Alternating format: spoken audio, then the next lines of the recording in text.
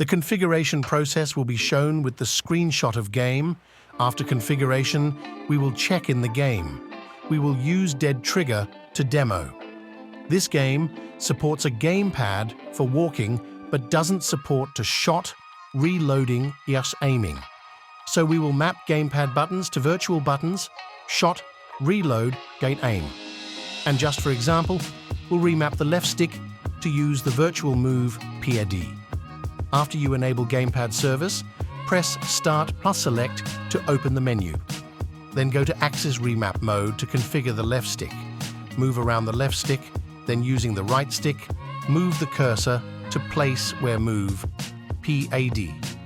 Press A to confirm, then disable D-pad mode and increase radius. Save it. As you can see, we are still in remap mode, so close the menu and continue configuring. Tap 3 times onto button which you want to map, A in my case. Then using the left stick, move the cursor to position and tap using the same button.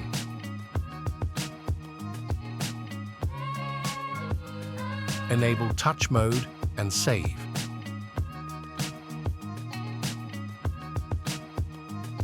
Close the menu and remap the next button, Y in my case.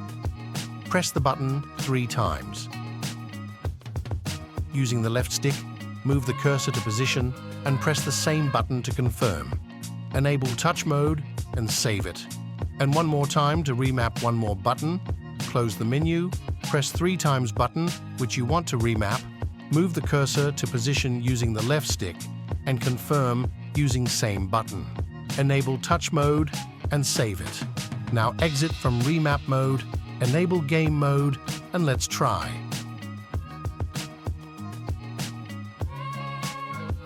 As you can see, buttons call the corresponding actions. Let's go to the real game. It works.